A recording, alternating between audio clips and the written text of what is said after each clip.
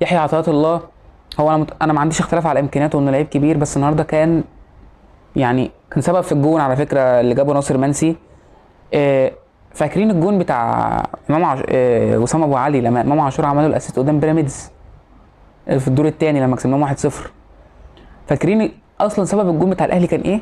محمد الشيبي كان عارفين عايز يرجعها بالكعب كده، حتى لقينا بعدها المدرب بتاعه قعد يزعق له ويتريق وقال له يعني ما تعمل الحركه دي اللي هي بالجنب، عايز يرجع الكره بيباصي الكره بفزلكه بالجنب مش قدام. هي بالظبط النهارده يحيى عطية الله عملها، اتقطعت تقريبا من عمر جابر او زيزو، زيزو تقريبا قطعها، ده عمر جابر، عمر جابر دخل لعبها عكسيا ما شاء الله.